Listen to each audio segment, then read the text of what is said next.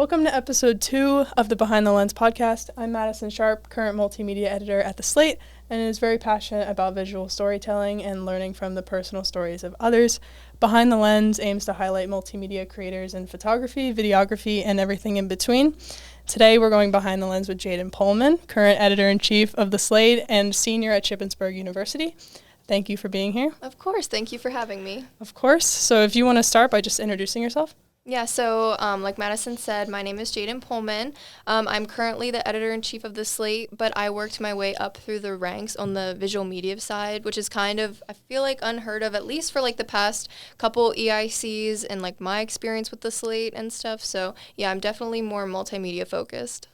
Yeah, for sure. I mean, you were multimedia when I came in, and I feel like I remember like just seeing you in the corner being like, oh, that's so cool. Like, yeah, and that's where I wanted to say. I'm so grateful, obviously, for the opportunity to be EIC. I'm so thankful that Megan and I took on the management roles. Like, I wouldn't change that, but I foresaw myself at The Slate staying in multimedia. So editor-in-chief was definitely like a leap of faith, like, for me. Yeah, no, I completely relate to that.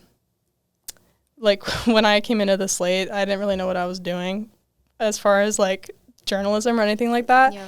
I knew I wanted to be involved in multimedia, and I don't know, you were a big inspiration for me coming in. Oh, that's so nice. And I knew I wanted to have you on at some point before you leave us all to talk about cameras and stuff, so I'm really happy that you're here. Thank you. So just to start off, I know you've been doing photography for a while at this point, but when did you kind of get into it? Like, when did you start taking pictures? Yeah, so I can't remember like what year it was, but like when I was a kid, I think like for my birthday or Christmas, my parents gifted me this little blue Nikon camera. I am a Nikon stan. I always will be. We'll get into that later. We'll talk about it. So they gifted me this camera, and I would literally take it everywhere. I would take pictures of our dogs, like around the farm. Like when we'd go to the farm show, it's so funny because we did that internship, and like I was a long time before like taking a camera to farm show and like literally photographing everything. Oh, really? That's so cool. I didn't know that. And stuff. So I have like so much documentation of like my family's trips to the farm show because like I would always take my camera. But then flash forward to like 2015, my family took a trip to Disney, and my grandma bought herself a really nice like Nikon camera, of course, because she knows ball. And she bought it for herself and saw how interested I was in it that she then got me one for Christmas, a better one. Shout out to Grandma because she is so great. And that's what really got me into it. And I think her always having a camera, like growing up, I remember her like Kodak, like film, like she would always send that in, always like documenting everything. I think that's kind of what inspired me to like get into photography. Yeah, for sure. I kind of had a similar like upbringing when I was always taking pictures just with my parents' phones when I was a kid, and my mom always thought like, why is she like doing it like that or taking that angle? Like I would have never thought about doing that. But I didn't really start to get into it till a lot later. So obviously started off as more of like a hobby thing when you were younger, but when did it kind of take shape into something you wanted to pursue as a career? I went to a wedding. My dad's cousin's actually a wedding photographer, and she was photographing a wedding that we were attending, and she kind of let me follow her. I brought my camera to the wedding, obviously, because I'm going to make a career for myself. And I brought my camera to the wedding and kind of followed her around for, like, the whole time, like, playing photographer. And that's kind of when it opened my eyes that could be a career possibility. I never really wanted to do portraits and weddings, though. I was never crazy about that side of photography until I realized, like, well, wildlife photography is, like, a career that you could have, too. And that's when I was kind of like, this is what I want to do. That's super cool. Yeah, I completely relate to that. Even today, I still kind of stay away from portraits. I don't know, it just stresses me out sometimes, getting everything set up and like thinking of poses and everything like that. Yeah. I'd much rather just photograph the scene like as it is. Yeah, because for me, I'm like, an animal's not going to tell me that they look ugly in that picture. Exactly. Like a person cares so much more, and like as they should, because this is like something with their likeness. Like of course they're going to care how they look, but it's like an animal's not going to tell me how they look. The tree isn't going to say I look dumb in that. So it's like it kind of takes the pressure off you as a photographer. Definitely, for sure. So switching gears a little bit, given your photography background, why did you choose to kind of study communications and like journalism? Like when I came into, before I chose SHIP as a school, I knew I was interested in photography, but I wanted to add more onto that. And that's why I liked the program here so much, because there's just such a wide variety of things you can do. Yeah. So did you have a similar thought process? Or I came into Shippensburg undecided. I knew every school that I looked at, I wanted there to at least be like a photography minor that I could add. I was actually trying to decide between CJM and biology, which is like absolutely different like there's such different tracks and stuff, because I knew I wanted to do something with animals. Like that has always been like my utmost passion, is like being outside, being around animals. Like I've even like I used to consider becoming a vet, but like probably will never happen. Maybe it'll be like a side quest when I'm like 40. I'll go to vet school, who knows. But I knew that CJM was going to either be my major or my minor. I just didn't know yet until I took my freshman bio class 162. Dr. Hurd, I'm so sorry if you're watching this. He probably won't be. You're why I didn't major in bio, because that class kicked my butt. I hadn't had bio since COVID, like during high school. So like I was taking bio, we got locked down, and the rest of my bio was online. And it was like, okay, like do this Punnett Square. Okay, you graduated from bio. Like it was not like a full bio experience that I should have had in high school. So like coming here and then them being like, yeah, you have to memorize the whole phylogenetic tree of like the whole animal kingdom and like beyond. And I'm just like, no. Wow. And stuff. So I think it's kind of funny because I feel like I kind of got turned towards CJM because of my fear of bio, because I didn't have a single CJM class my freshman year. I don't think I might have took media literacy in the spring, but I didn't have any in the fall. So I really didn't get a taste of it and stuff, but it was more of my like, no, I cannot do bio that brought me here. But I'm so glad that it did. And I think I still would have ended up as a CJM major, even if I did like bio as much as I like maybe could have. Yeah. Did you come in like decided, or were you undecided? I was exploratory until I think like fall of my sophomore year maybe. So. Gotcha. Okay. Yeah, I know you have a bio minor, right? Right now. Yeah. I think one of my, I don't know, something I thought that was really cool about photography, like I used to be big on sports. Like I played a bunch of sports when I was younger, and then that kind of faded away and I started moving more towards like art and photography and all that kind of stuff. Yeah. And I thought it was cool that like now I can like photograph sports games and like combine my passions together. Right. Photography has like its hands in so many things. Like even with the farm show, like growing up like from an ag background, like I'm like, I can get paid to go photograph like an ag, like something that's based in ag and stuff. It's like you can really combine it with a lot of your other passions, which I think is like so amazing. For sure. Yeah. So when you first came to SHIP, did you have in mind, or I guess you were exploratory, but once you chose your major, did you kind of know from the get-go which like student media groups you wanted to get involved in, or were you kind of just trying them all out? Even when I was exploratory at the first like SIS fair, I can't remember what it's called now, but that's what it was called back in the day. I went up to the slate table because I knew that they were looking for photographers, because I don't know if like how I heard, like if maybe they posted about it like in like the club fair thing, I don't know, but I knew somehow that they needed photographers, so I walked right up to the table and talked to Elizabeth Peters about like doing photography, went to their general interest meeting and got involved immediately, because like I knew I wanted to improve as a photographer here, whether it be my major or minor. So the slate was always just like the first thing I knew I wanted to join. I really didn't know anything about any of the other student media organizations until later. Like I got involved with SUTV in the fall of my sophomore year and stuff. I don't really know why, because I'm not interested in TV like at all, but it has been like a really fun experience. But yeah, I'm slate day one. Yeah. It's like I knew I wanted to do it. No, I was the exact same way. So you talked about being in like SUTV a little bit. How has being involved in different groups kind of made you more well-rounded? Because I know today it's so important to be, they say like multimedia journalist, where you're able to have at least like basic proficiency in different kinds of mediums of media and stuff like that. So how has that helped like well-round you and helped support your goals? Yeah, I think it's been really cool. I think from SUTV I've really learned a lot about video editing. It's definitely something I would have liked to do more, even with the slate, like because we don't have as much of a video component with our organization and stuff.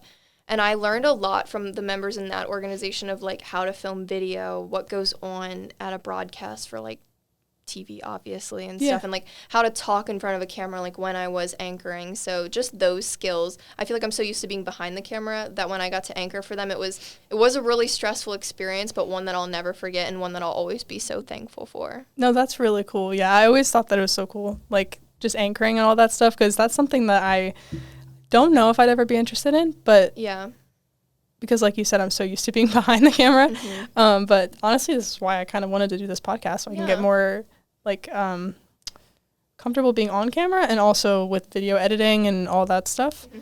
Because also, like, we're both visual media concentrations, and I feel like visual media is almost a misleading term because it's really just photography classes. I feel like people who want to, I don't know, I know a lot of people come in wanting to do more graphic design stuff, and that's not really too much a part of CJM. Yeah, and I think it kind of used to be, but it kind of segued off. Like, I know that there's, like, an arts graphic certificate that you can do and stuff, but I also think a big problem too with the visual media is it kind of also would make one think that video would be in it too. And when you, like, in my job search, like, recently, like, everywhere wants video and photography, and it's like I don't feel like I'm that proficient in proficient enough in video and stuff to apply for those roles. So I think, like, that emphasis on maybe both.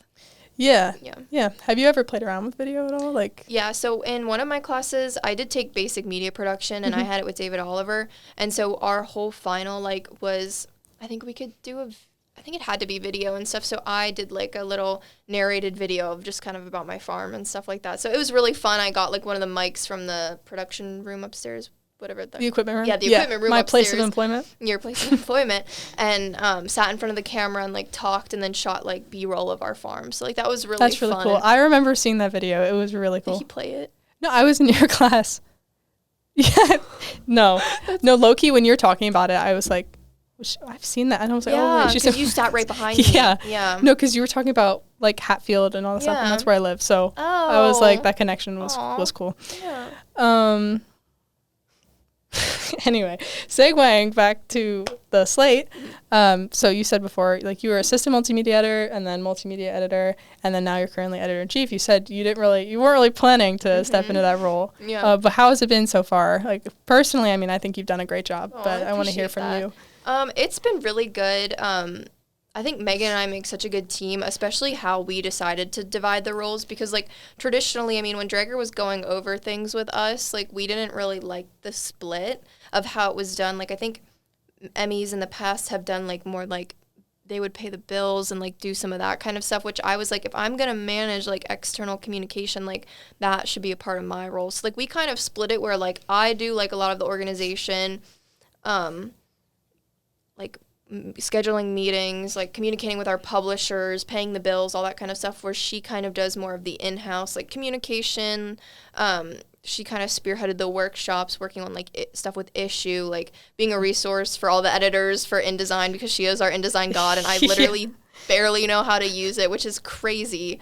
I can get by, but I don't know all of, like, the specifics that she does and stuff. So I feel like just the way that we have split it, I think it was really stressful at first because, like, we didn't even have a publisher, like, the first week of class. Like, we were kind of just left with nothing and stuff. So I think it was really daunting and stressful at first. And, I mean, it still is stressful because there's this, like, thing. It's like you're trying to do all your classes and there's this thing on the side that, like, that honestly takes precedence because you're managing, like, a whole organization and stuff. But I think, like, the team that we have this year, even, like, all of the editors and stuff, like, I could not have asked for, like, a better team to do it with, so. Oh, I think this year, I mean, I've only been here for 2 years, but I think this year's been super smooth. It's been really nice. Yeah, it's been one of over, like, the past, I would say, like, 2 years-ish, like, it's probably been, like, my favorite year that I've been in the slate, so. Oh, I'm happy to hear that. So how is this role, you think, maybe shifted your goals or added to your skill set at all?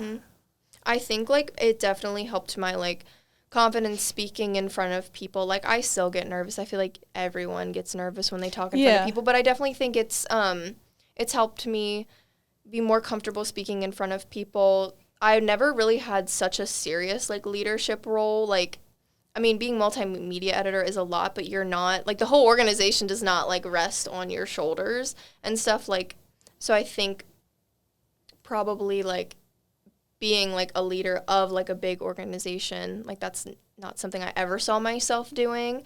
Not sure if I ever see myself doing it again because it is really stressful at times and stuff. But I think a lot of it is, like, leadership and teamwork and knowing also how to delegate, because I've always been such a control freak, especially in, like, group work and all that kind of stuff. But trusting in, like, the team everyone is there for a reason. They all have strengths, and that's why they're in that role, and to let them do their job and to not insert myself too much, I think, is also something that I've really tried to do as well. Yeah, definitely. I think it is very different from our little multimedia corner, like going up to the front of the room is it's a big shift. Mm-hmm. 'Cause I was just talking to Professor Myers last episode about this, but I feel like when you're doing multimedia, especially for the slate, you're making galleries and stuff and people are seeing your pictures, but they're not really hearing much from you, you know? And so I feel like I got to know you a lot better being editor-in-chief. And when I remember I found out that you were editor-in-chief, like, at CJM Night. Like, I had no idea beforehand. That's when I found out, too, by the way. Really? Yeah. Oh, I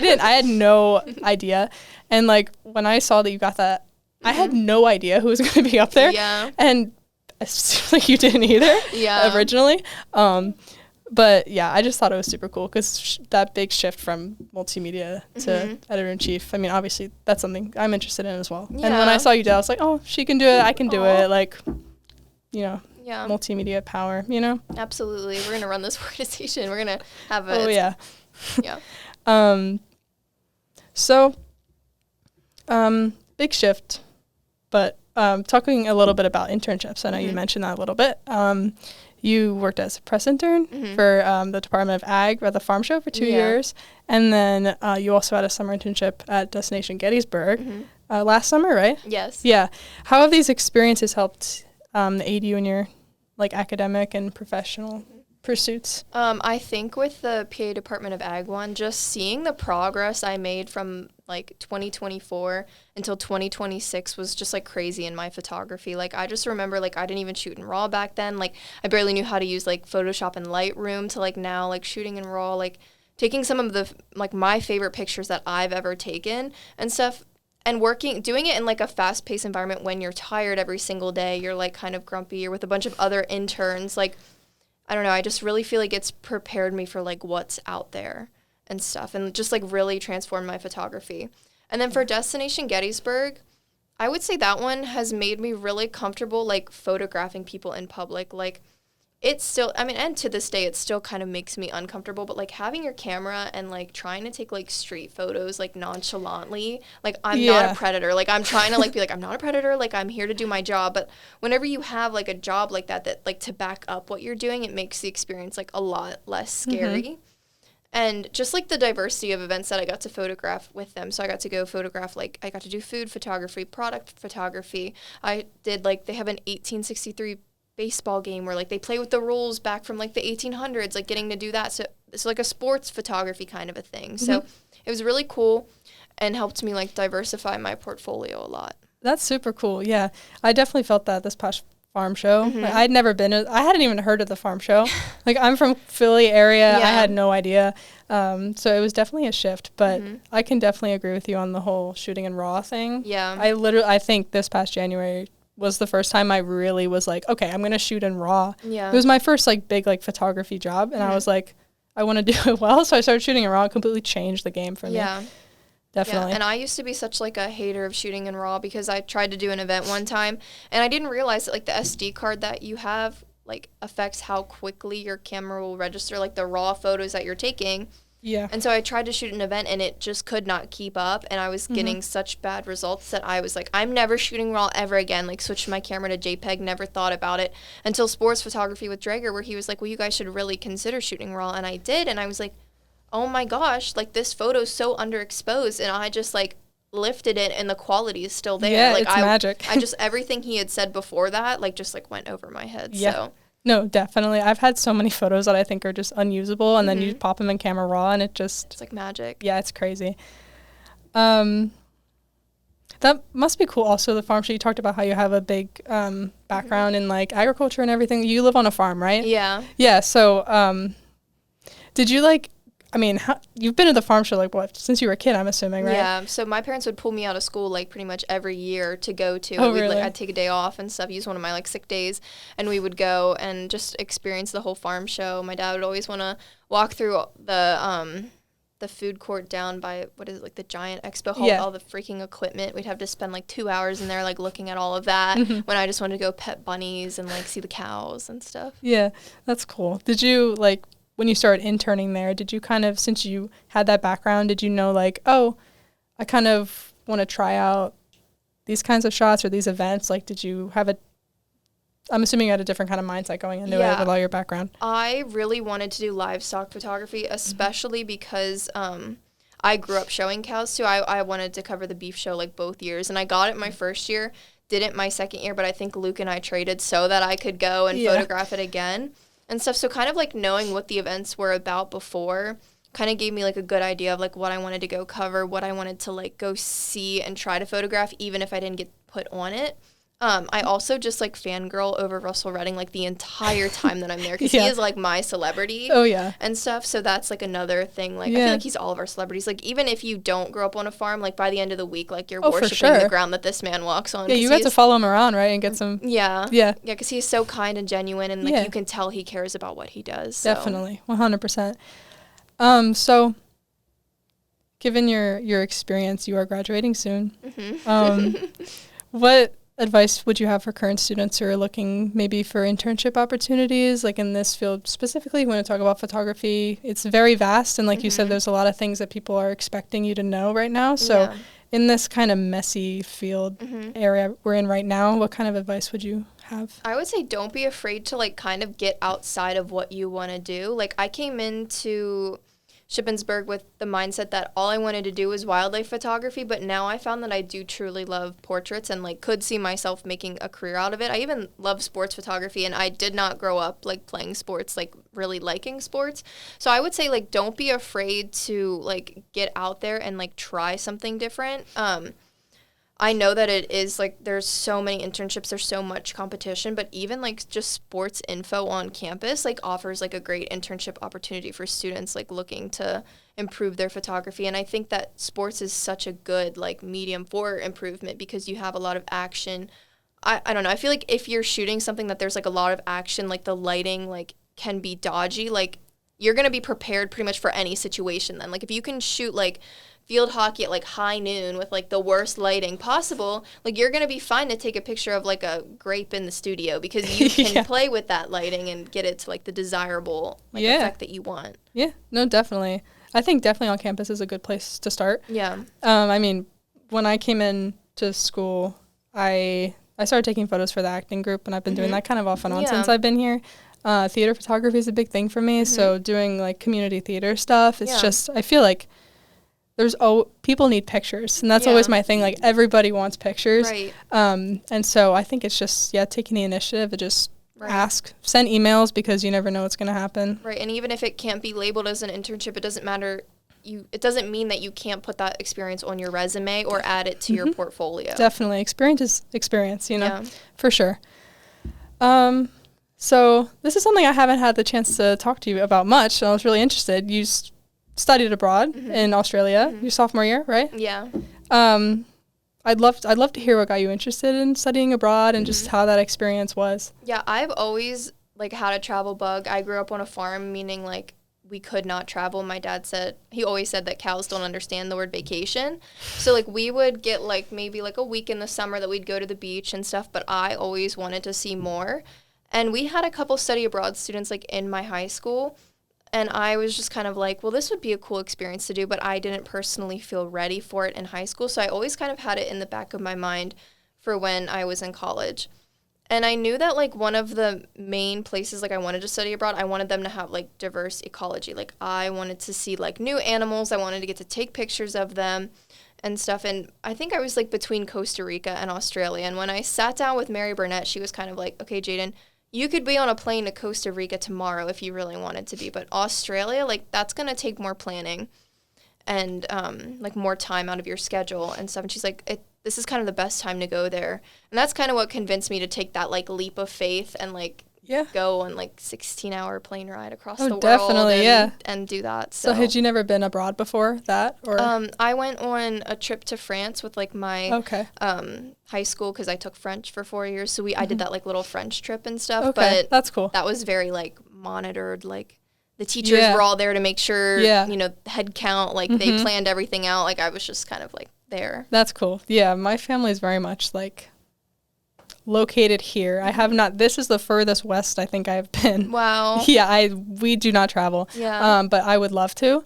I'm sure, so sophomore year, where were you kind of in the slate? Like, what was your role at that point? So I was still assistant multimedia editor. I started out as Carmine. He was the multimedia editor my freshman year. So Allison Ritchie and I were both his assistants then in the spring semester, and then she got promoted to multimedia editor, and then I was her assistant, and then I think so was Kohanna Coble.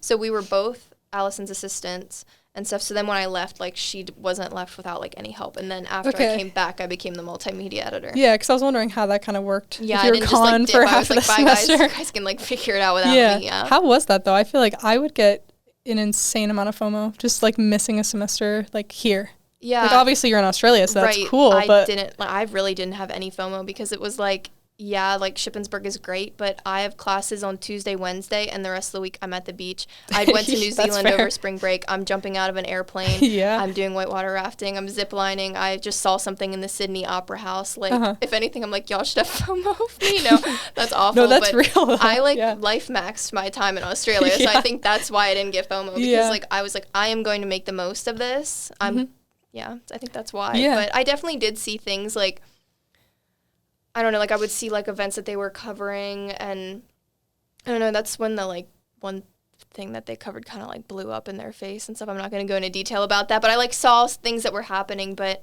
I don't know, I can't really remember getting FOMO, like, at all, which is kind of crazy, because, I feel like I would now, like, I think about, like, maybe missing last fall, or, like, but I don't think I was in a place that, like, a lot of my relationships were as tight as they are now.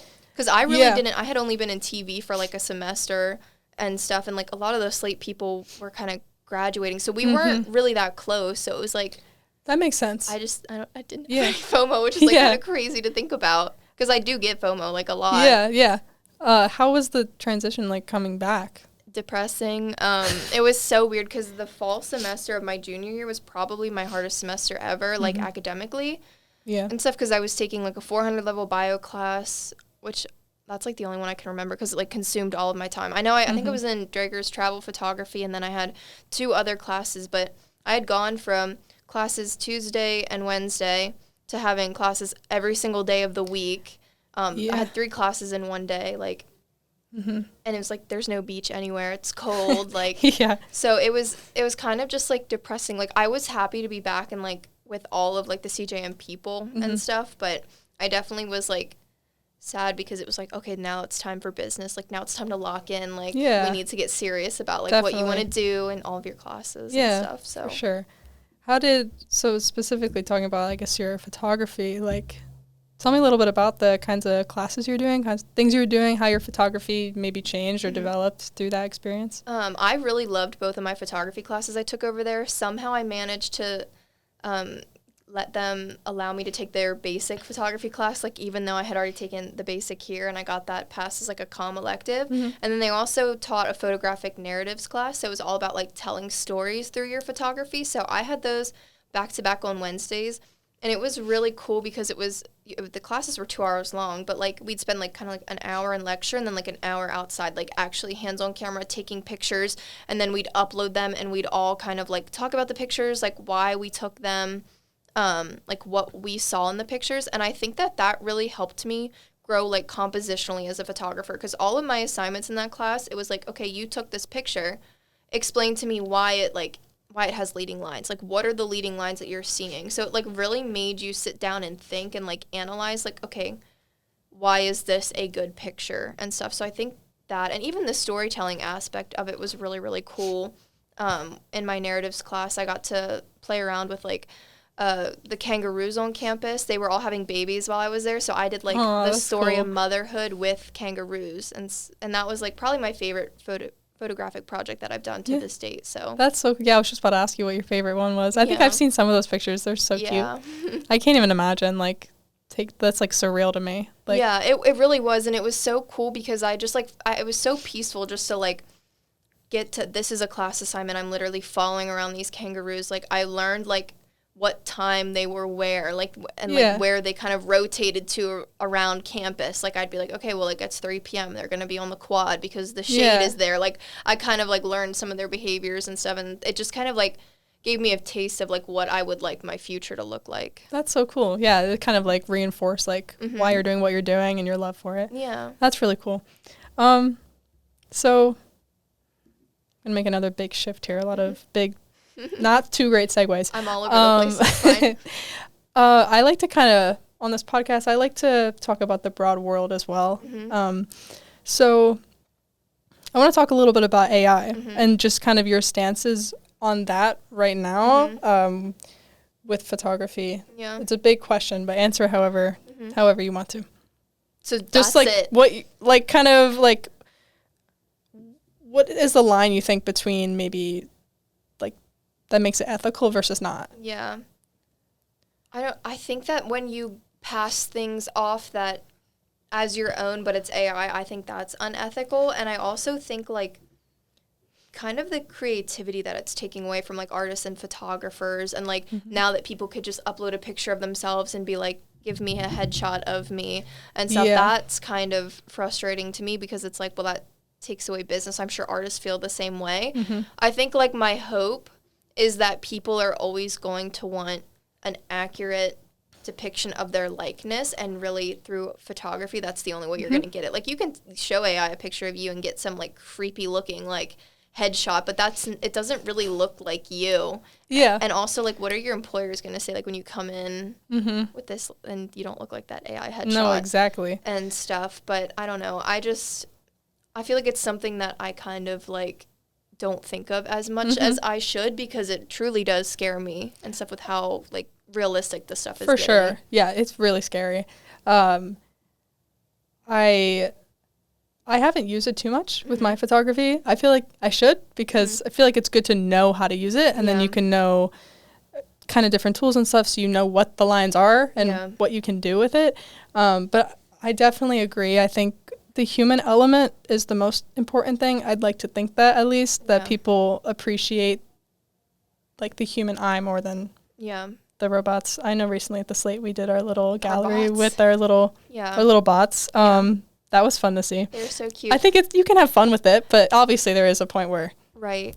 Well, and it's funny because in one of my classes in Australia, one of the projects that she gave us, it wasn't like an assignment, but it was something we did in class, is she put up a picture and she was like, okay, I think we use Gemini. She's like, get Gemini to recreate this picture exactly. And it showed like, and at that time, like it wasn't quite, I don't know what it'd be like if you did it now, but it could not recreate the picture with just a description like accurately. Like it did not understand like what we were asking. I think it was like a picture of a man and woman, like they were wearing orange, like on a street side, and like it would just spit out like these like abominations to like put it lightly and stuff. So like just it's not even quite, I don't know, it's just not accurate. It's not there yet. But when it does, like that's gonna be so scary. I know, like that's been a big fear for me when I kind of chose what field I wanted to go into. I'm like, oh, how long until I'm just replaced by AI. Yeah, I like to always say I have farming to fall back on. I think that's why I'm not as scared as I could be, because I'm like, AI is not going to replace the farmer. So. No, exactly. I think we've kind of seen a kind of similar shift with digital, I guess, cameras, and that whole kind of shift as well as far as creativity goes. Yeah. I feel like I talked about this in the last episode too, but I feel like now today you have a bit more, it's a lot easier to just take a bunch of pictures and not really think too much about what you're doing versus like back in the day. And now like with AI as well, I feel like people are starting to get a bit sloppy sometimes, and like the people who are truly passionate about it are kind of being like swept aside a little bit. Yeah, because like even with like, if you think about how Drager talks about that one landscape photographer, Ansel Adams, going out and sitting for like 5 hours just to get the right shot, where like now, like if I sit out there and a bird flies through, like I'm just AI removing in Photoshop. Like it's like you're not as intentional with your pictures now, because we don't have to be and stuff. And I think that's definitely like, I mean, the quality obviously is increased, like that the cameras can produce, but like is our creativity like on the decline kind of because we have so many crutches to use? I know. That's a question I've been battling with for a while, and I don't really know the answer. But we live in the world we live in, and we've just got to make the best of it. Yeah, for sure. So on a bit of a lighter note, because AI scares me, let's give the people what they want. Canon, Nikon. Obviously, this is your floor. Every day of the week. What would you like to say? I would like to say that I have been with Nikon since way back in the day. I don't know. It's funny because I love to, like, project this, like, Nikon is better than Canon, but, like, truly I do believe that they're created equally. I just have to fight for Nikon because everyone here uses Canon, and I just have to represent. But I don't know. I will take Nikon to my grave with me. Nikon sponsor us. We'll switch all of the I'm going to cut that out later. We'll switch all the slate equipment to Nikon. I don't know. It's just like, I feel like it's just become a bit at this point. Like, Nikon is so much like a part of my personality. And like, I know how to use it. It's crazy that the cameras themselves are so different. Like, the way you screw the lens on is different. The way you scroll through photos, the buttons are all in different spaces. And I think it also makes it hard, like, if you do want to switch back and forth, like, between different camera models, like, it's like such a learning curve. Like, I feel like if I grabbed a Canon right now, like, my picture would be horrible because, like, I don't know how to do my settings really quickly on that. So no, that's how I feel. I remember when we were taking our portraits for the section heads, you gave me your camera to take yours, and I was like, what is this? I have no idea how to use it. Speaking a different language. For sure. So I guess I'm gathering your Nikon for life then. Absolutely. So. I will never buy a Canon. Yeah, just to give some context, that's kind of just a running bit in the office. Jayden is our resident Nikon user in the slate. Okay, so kind of wrapping up here. You're graduating in a month from today. Yeah, I believe. I want to think it is a month from today, which is so scary. Yeah, I can only imagine. This is another big question, but what are some things you're taking away from your 4 years here? Yeah, just make the most of all of it, like the good, the bad, the highs and the lows. I don't know, I've really been struggling recently with, like, sitting down and wanting to do my schoolwork and, like, locking in and stuff, but I'm like, you're going to miss this. Like, I miss, like, that junior year semester where, like, I was drowning in work with, like, mammology and, like, the 400 level bio was mammology. And, like, I was drowning in work, but, like, that was, like, 2024 was, like, the best year of my life. And I just think back to, like, wow, like, those were the good times. But so, like, trying to just see the best in, like, every situation, just soak it all in and enjoy it and, like, take advantage of all the opportunities that you can. I think while you're here is important because, like, there won't be another time for them. Like, this is the 4 years that you get. Like, make the best of it. Definitely. I love that message. I think especially in CJM, I mean, they always encourage people to just get involved right when you can. I mean, it's just one big playground here. You have so much that you can use, and you're never going to get that chance again. Right, absolutely. And, like, do whatever you can to diversify yourself from other people because the field, yes, it's, like, we do have a very broad field. Like, you can kind of go do a lot in it, but whatever you can do to set yourself apart and, like, once you find, like, the niche that you want to be in to kind of, like, develop your skills in that, I think is super important that you pursue that. 100%. Is there anything else you'd like to add or any last parting message you want to share? Any post-grad plans you want to announce on the pod? So that's so funny because I actually really don't know what I'm doing post-grad. I thought I had it figured out. I applied to 2 grad schools. I got into both. But I didn't congrats. Thank you. I didn't get a TA at either, though, so I'm not wasting my money. Sorry. Don't listen to this, you Montana and UC Boulder. I can't justify, like, going somewhere where the cost of living is projected to be $80,000. Like, for sure. And you're going to give me, like, $6,000 a semester, so. Did you, like, always want to kind of leave PA to do something? Or yeah, I just, like I said, like, I've always been, I feel like I've been home here. Yeah, for sure. Like, and I wanted to go somewhere else. I applied for funsies at the Australia Zoo. They have a PR admin position really? That's awesome. Available. I applied there. That's just, like, a little side quest if I get that. Yeah. And then I also applied for an internship this summer. I'm really into sprint car racing. If you don't know, that's, like, my second personality. So they have, like, a social media coordination internship and, like, a couple other ones in the realm of, like, CJM that I applied for because, like, I'd love to do that. And I also, side quest, I applied for the Disney College program, and I have an interview with them on Friday. Oh, really? So tomorrow. Hope that goes well. So I don't know where I'll be and stuff, but that's kind of, like, the beauty of it, and it's, like, the beauty of our degree, like, the versatility of everything. So, definitely. You never know where you're going to end up. Nope. Okay, so anything else? I don't think so. All right, well, thank you for being on. Thank you for starting this podcast for this late. Of course, I have so much fun doing it. Yeah. So that will conclude today's episode. This has been the Behind the Lens podcast. Thank you for listening, and be on the lookout for future episodes.